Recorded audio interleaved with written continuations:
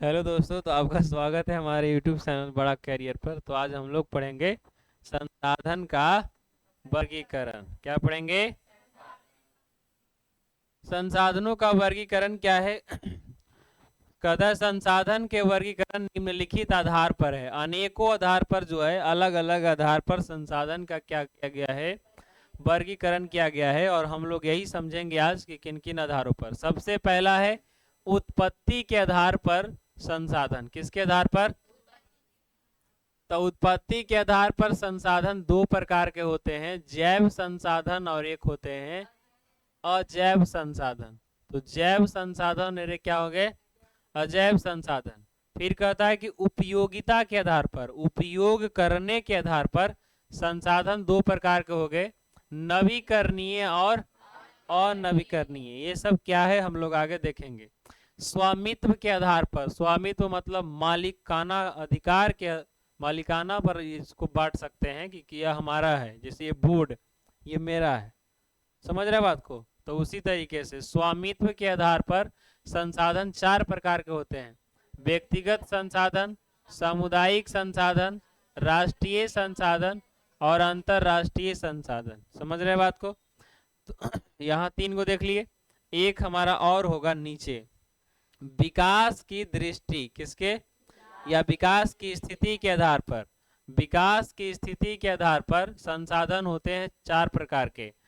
क्या है? संभाव्य संसाधन, विकसित संसाधन, भंडार संसाधन और संचित संसाधन। तो यही हमारा संसाधन का क्या हो गया? वर्गीकरण। क्या हो गया?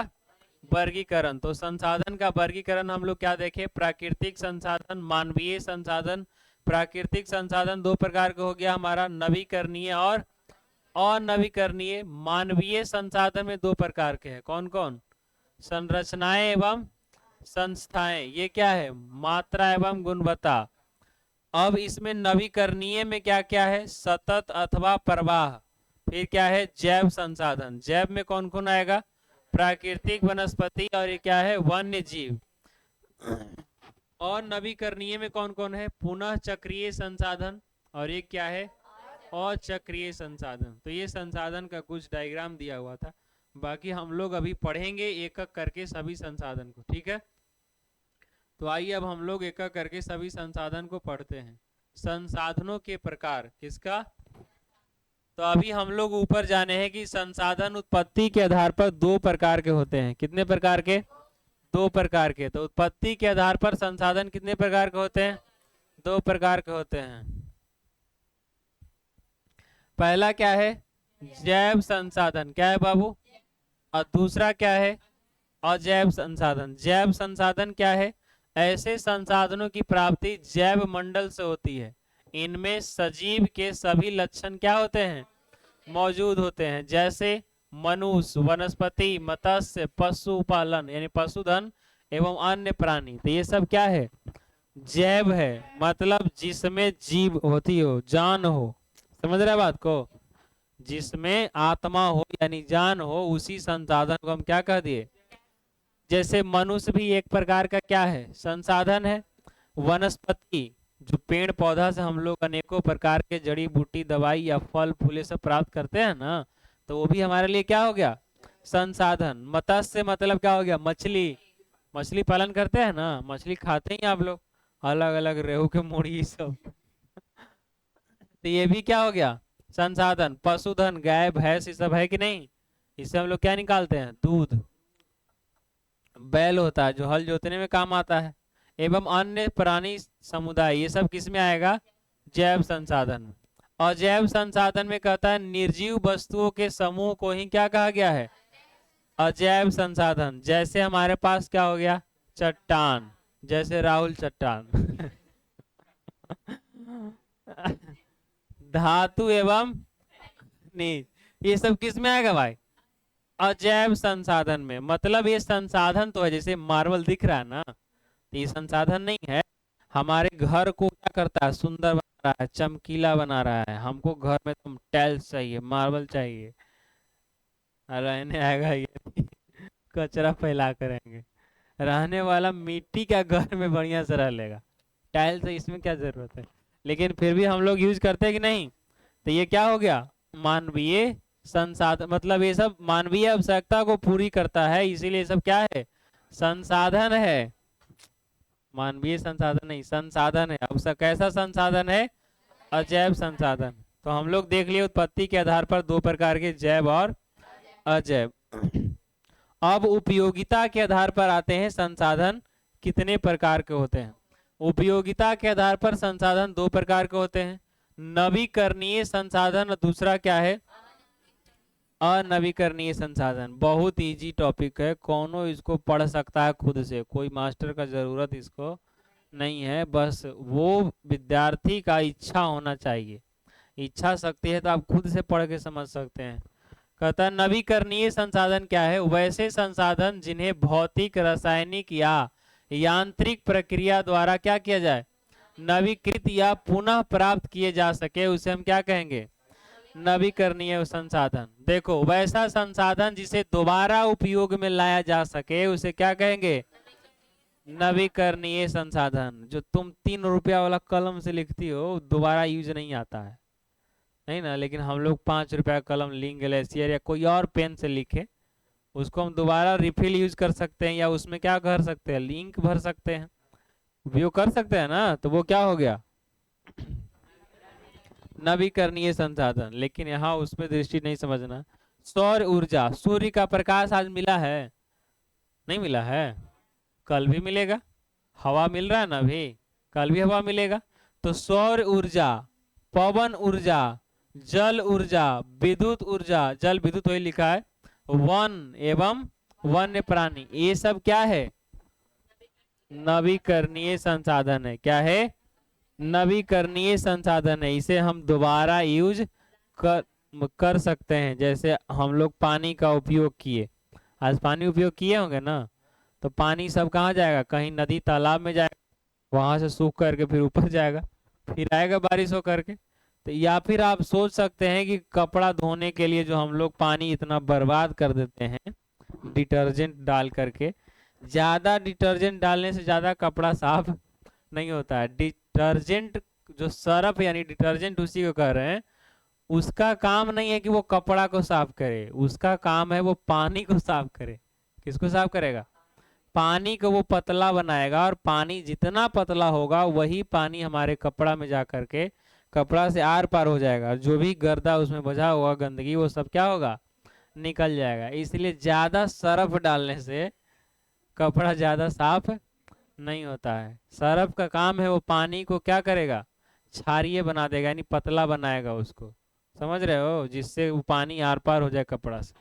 तो नवीकरणीय संसाधन का मतलब समझ गए कि वैसा संसाधन जिन्हें हम पुनः उपयोग कर सकते हैं उसको क्या कहेंगे, नवीकरणीय। इसी को कहा जाता है पुनः पूर्ति योग्य संसाधन। जैसे सौर ऊर्जा, पवन ऊर्जा, सौर प्लेट लगा होता है ना, तो हम लोग आज उससे एनर्जी ले लिए, किसी को हानि नहीं हुआ उससे, कोई वायुमंडलीय प्रदूषण नहीं फैला उससे, फैला नहीं। लेकिन हम लोग कोयला से बिजली उत्पादन करेंगे तो कोयला जलेगा तो बहुत अधिक मात्रा में कार्बन डाइऑक्साइड निकलेगा, जो कि वायुमंडल के लिए क्या है, हानिकारक है।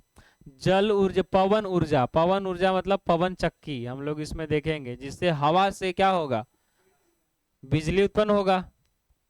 फिर जल विद्युत, अब ऐसे भी तो नदी में पानी जा ही रहा था, हम लोग इस पर बांध बांध करके अब पानी को अब किसी एक रास्ते से छोड़ रहे हैं, और यहाँ नीचे लगा दिए कौची, टरबाइन। अब ये घूम रहा है, पानी भी जा रहा है उधर और ये घूम रहा है, और इसके घूमने से हमको क्या मिल रहा है, बिजली, किसी को कोई हानि नहीं हो रहा। तो ये पुनः पूर्ति योग्य संसाधन है, इसीलिए इसको क्या कहा गया, नवीकरणीय संसाधन। और नवीकरणीय संसाधन क्या है, ऐसे संसाधनों का विकास लंबी अवधि में जटिल प्रक्रियाओं द्वारा होता है। इस प्रक्रिया को पूरा होने में लाखों वर्ष लग सकते हैं। इसमें कुछ ऐसे भी संसाधन होते हैं जो पुनः चक्रीय नहीं है, एक बार प्रयोग होने के साथ ही वे क्या हो जाते हैं, जैसे जीवाश्म ईंधन। अब तुम सोचो, जीवाश्म ईंधन मतलब वैसा ईंधन जो जीव जंतुओं के मलबे से बना हो, उसी को क्या कहेंगे, जीवाश्म ईंधन। जैसे आज कहीं भी पेट्रोल निकल रहा होगा, निकलता होगा ना, जैसे हम लोग सुनते हैं जो हमारा यूएई है, सऊदी अरब जानते हैं ना, ये सब पेट्रोल ज्यादा निकलता है। वहां पेट्रोल क्यों ज्यादा निकल रहा है? वो जीवाश्म ईंधन है। क्या है? वो पेट्रोल और डीजल निकलता है, उसको जो पृथ्वी के नीचे से निकलता है उसको कहा जाता है क्या? जीवाश्म ईंधन। और वो जीवाश्म ईंधन को फैक्ट्री में साफ करके उससे हम लोग पेट्रोल भी बनाते हैं, केरोसिन बनाते हैं, डीजल बनाते हैं, पिच जिसको अलकतरा रोड बनाने में उपयोग करते हैं, प्लास्टिक बनाते हैं, अनेकों प्रकार के जीवाश्म ईंधन से वस्तुएं बनाई जाती है। लेकिन ये जीवाश्म ईंधन तैयार कैसे होगा? तो तैयार होगा बहुत बड़ा भूकंप आ जाए, ढेर सारा क्या हो, जीव जंतु सब एक ही साथ पृथ्वी में दब जाए, तो वो उसको बनने में लाखों वर्ष क्या होगा, लगेगा। अब वो दब जाने के कारण पृथ्वी के अंदर टेम्परेचर क्या होगा, ज्यादा। जैसे जैसे नीचे जाएंगे टेम्परेचर का मान बढ़ते जाएगा, तो जाने से वो हम लोग क्या हो जाएंगे, पिघल जाएंगे। जो जलता है ना व्यक्ति, तो कैसे पिघल जाता है? अब पिघल करके एक तरल पदार्थ के रूप में फैल जाएंगे। ये काम एक दिन में नहीं होगा, क्या लिखा, लाखों वर्ष लग सकता है।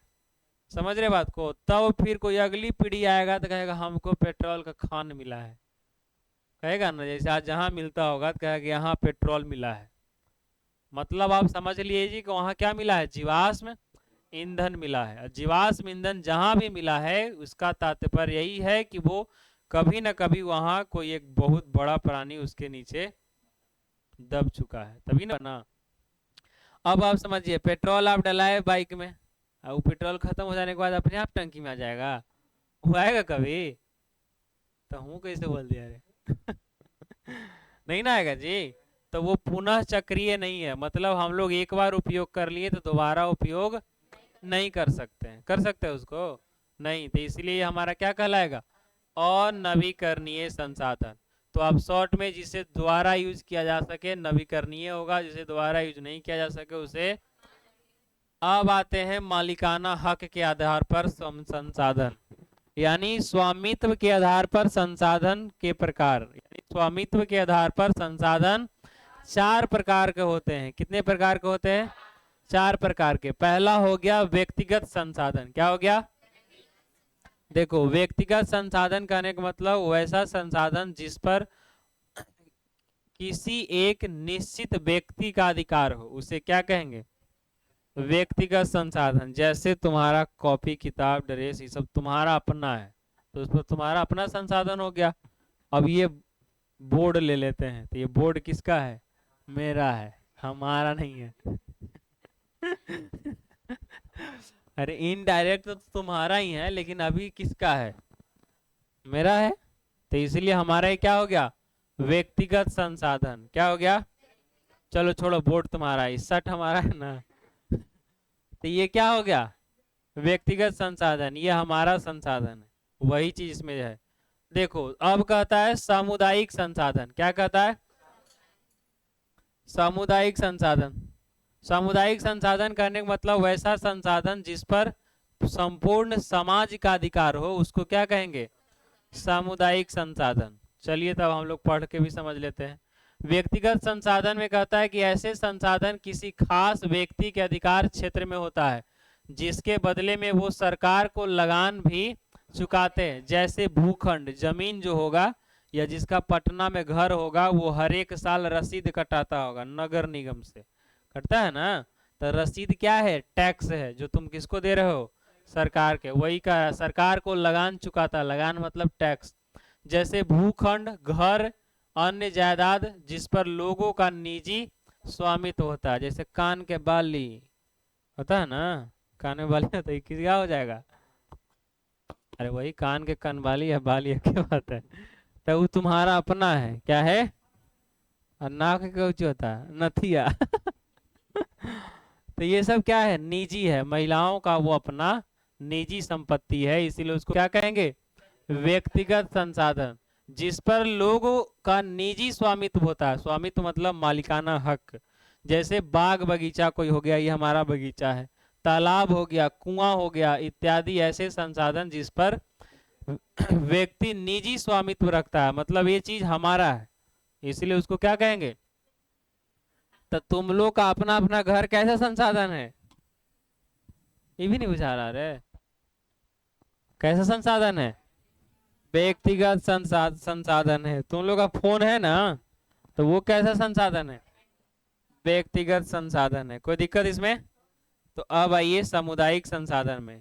सरकारी विद्यालय देखे हैं, ट्रेन समझते हैं, रेलगाड़ी, ये सब क्या है? सामुदायिक संसाधन है जिसपे संपूर्ण समाज का अधिकार है। तो जो सरकार की चीजें हैं जिस पर किसी एक व्यक्ति का अधिकार नहीं होता है, संपूर्ण समाज का अधिकार होता है, उसको हम लोग क्या कहते हैं?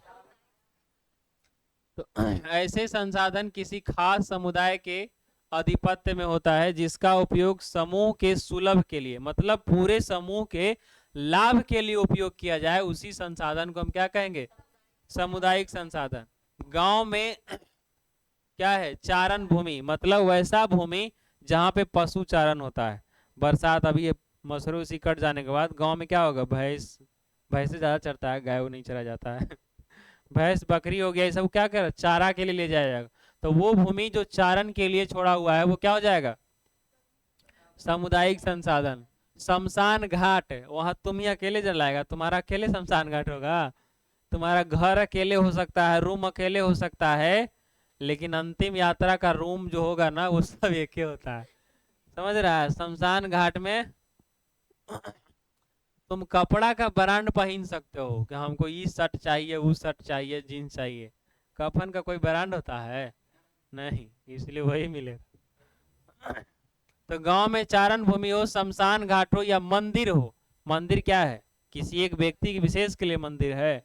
नहीं, सबके लिए। मस्जिद है, वो क्या है? किसी विशेष के लिए है? नहीं, किसी एक व्यक्ति के लिए नहीं है, संपूर्ण समाज के लिए है। जो जो व्यक्ति अपने जिस धर्म से आस्था रखता है वो अपना उस धर्म में जाएगा। मंदिर है, मंदिर है, मस्जिद है, गुरुद्वारा है, चर्च है, अनेकों प्रकार के धर्म है, जो सब अपना अपना जो मानता है वहां जाएगा। सामुदायिक भवन, जिसको पंचायत भवन, जैसे ये पंचायत भवन बैठका है, तो ये किसी एक व्यक्ति का है? नहीं, ये कुशवाहा पंचायत भवन है, मतलब जितने भी कुशवाहा समाज के लोग हैं उनका पंचायत भवन है कि नहीं? वो अपने सामुदायिक काम में उपयोग करते हैं। फिर कहता है तालाब। नगरीय क्षेत्र में इस प्रकार के संसाधन जो भी आएगा सब किस में आएगा? सामुदायिक संसाधन। सार्वजनिक पार्क, पार्क भी है तो वो किसी एक व्यक्ति का नहीं, क्या हो गया? जो सरकारी पार्क हो, जैसे कुमरार पार्क पहले क्या था? सरकारी। जूठिया चल दिए वहां गमछिए पहन के। नहीं, अब जैसे पिकनिक स्थल, तो ये क्या हो गया? अरे हम लोग घूमने जाते हैं ना, राजगीर गए, नालंदा गए, घूमने गए ना, तो वहां कोई किसी एक व्यक्ति का है नहीं ना, वो सबका है, कोई भी जा सकता है घूमने। पिकनिक स्थल, खेल का मैदान, मंदिर, मस्जिद, गुरुद्वारा, गिरजाघर के रूप में संसाधन क्या होते हैं? सामुदायिक, समुदाय के लोगों के लिए क्या होते हैं? सर्व सुलभ होते हैं। बात समझ में आ गया? सामुदायिक संसाधन, एक ही बात याद रखना है कि वैसा संसाधन जिसमें सभी लोगों का अधिकार हो, सभी लोग उसका लाभ उठाए, उसे क्या कहेंगे? अब आते हैं राष्ट्रीय संसाधन। क्या है? राष्ट्रीय संसाधन। तो हम लोग राष्ट्रीय संसाधन किसको कहेंगे? ये थोड़ा सा देख लेते हैं। ले, कॉमेडी हो गया, यहाँ छोटा हो गया ये।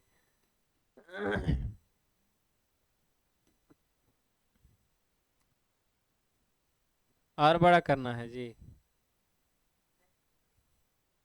चलिए, तो हम लोग ये सब देख लिए ना। तो अब हम लोग आएंगे राष्ट्रीय संसाधन में। किस में आएंगे बाबू? तो राष्ट्रीय संसाधन हमारा ये रहा, यही है ना। तो आइए हम लोग समझते हैं राष्ट्रीय संसाधन क्या है। कहता है कानूनी तौर पर देश या राष्ट्र के अंतर्गत, कानूनी तौर पर देश या राष्ट्र के अंतर्गत सभी उपलब्ध संसाधन क्या कहलाते हैं? राष्ट्रीय संसाधन कहलाते हैं। देश की सरकार को वैधानिक हक है कि वो व्यक्तिगत संसाधनों का अधिग्रहण आम जनता के हित में कर सकती है। अपने अपने गांव में या आसपास के क्षेत्र में शहरी विकास प्राधिकरण का बोर्ड देखा होगा, इसे सरकार ने भूमि अधिग्रहण करने हेतु अधिकृत किया है। ये भूमि सहित अन्य नगरीय संसाधनों का विकास करते हैं। समझो बात को। राष्ट्रीय संसाधन क्या है? तो वैसा संसाधन जो किसी देश या राष्ट्र के अंतर्गत आता हो, उसको हम क्या कहेंगे? राष्ट्रीय संसाधन। जैसे हमारे पास अलग अलग राज्यों में कोयला उत्पादन है, होता है ना, लोहा का उत्पादन होता है, अभ्रक का उत्पादन होता है, यूरेनियम का उत्पादन होता है। तो ये सब क्या हो गया, राष्ट्रीय संसाधन। उस पर हमारे देश यानी राष्ट्र के सरकार का अधिकार होता है, इसीलिए उसको हम क्या कहेंगे, राष्ट्रीय संसाधन। और उस संसाधन का उपयोग सरकार सामूहिक हित में करता है। अब जैसे हम लोग के पास जमीन है, तो वो जमीन तो हम समझ रहे हैं कि हमारा है, लेकिन सरकार चाह ले कि इस जमीन से अब हमको एक बाईपास निकालना है, रोड निकालना है, या रेलवे लाइन बिछाना है ना, तो ये भूमि अधिग्रहण करेगा। क्या करेगा? और इसको खरीदने के लिए हमारे पास एक सरकार, यही लिखा है, इसे सरकार ने भूमि अधिग्रहण करने हेतु अधिकृत किया है। यानी शहरी विकास प्राधिकरण जो है वो क्या करता है, जो नगर हमारा रोड बन रहा है इसके लिए जमीन को खरीदता है। जिसका जमीन है उस व्यक्ति को सरकार के द्वारा पैसा दिया जाएगा, और वो जमीन किसका हो जाएगा, सरकार का। और सरकार उस जमीन पर क्या बना देगा, रोड बनाएगा, या रेलवे ट्रैक बिछाए, या अस्पताल बनाए, या फिर कोई स्कूल कॉलेज खोले। समझ रहे बात को? तो वो सभी संसाधन क्या कहलाएंगे, राष्ट्रीय संसाधन। तो राष्ट्रीय संसाधन क्या है, तो वैसा संसाधन जो किसी देश या राष्ट्र के अंतर्गत आते हैं, वो सभी संसाधन को क्या कहेंगे, राष्ट्रीय संसाधन। आगे हम लोग अब देखेंगे, यहाँ एक और ब्रैकेट वाला पढ़ लेते हैं पहले थोड़ा सा जी। ऊपर भी ब्रैकेट था हो, अच्छा ये क्रियाकलाप है, इसमें कुछ नहीं। ये क्रियाकलाप में क्या कह रहा है, आप अपने परिवार में उपलब्ध निजी संसाधनों की एक सूची तैयार करें जिस पर केवल तुम्हारे परिवार का हक हो। तो हमारा घर है कि नहीं, आप अपने अपने परिवार में इसको देख सकते हैं क्या क्या है, ठीक है। अब राष्ट्रीय संसाधन के बारे में कुछ कहा गया है, इंपॉर्टेंट पॉइंट है ये सब ब्रैकेट में जो लिखा होता है घर बना के। कहता है क्या आप जानते हैं किसी राजनीतिक सीमा के अंतर्गत भूमि, खनिज पदार्थ, जल संसाधन, वन्य जीवन एवं समुद्री जीव 200 किलोमीटर महासागरीय क्षेत्र को क्या कहा जाता है। अब समझो हम इसको समझाते हैं कैसे। देखो जैसे हमारा भारत देश, क्या ये मान लिया हमारा भारत का बॉर्डर हो गया, क्या हो गया, बॉर्डर। ये भारत, इसी के बीच में भारत है, ठीक है ना। अब इससे जो है 200 किलोमीटर दूर, कितना किलोमीटर, ये हमारा है ना महासागर में, इधर सब चल जाओ, देश के चौहद्दी के चारों तरफ कहाँ चल जाना, 200 किलोमीटर। कहाँ? अभी 200 किलोमीटर से जितना हमारे पास जो भी संसाधन पाया जाएगा वो सब संसाधन क्या होगा, समझे बात को।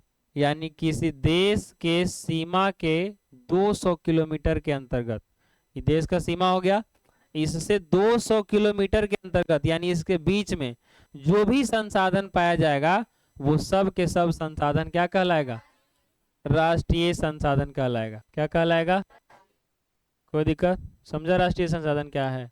मतलब किसी देश के अंतरराष्ट्रीय जो हमारा राष्ट्रीय सीमा है उससे 200 किलोमीटर तक अधिक जितने भी प्रकार के संसाधन पाए जाएंगे वो सब के सब क्या होंगे, राष्ट्रीय संसाधन।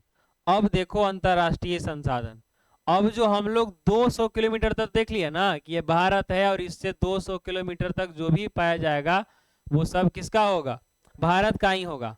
लेकिन अगर इसके बाद कोई संसाधन मिलता है, इसके बाद मान लो कि यहाँ पेट्रोल मिल गया, क्या मिल गया यहाँ, तो इस पर भारत का अधिकार नहीं है, वो इस सब पर अधिकार होगा किसी अंतरराष्ट्रीय संस्था का।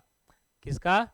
किसी अंतरराष्ट्रीय संस्था का। तब उसको हम क्या कहेंगे, अंतरराष्ट्रीय संसाधन कहते हैं। तो ये अंतरराष्ट्रीय संसाधन किसी देश के 200 किलोमीटर के बाद जो संसाधन पाया जाएगा उसी को कहेंगे क्या।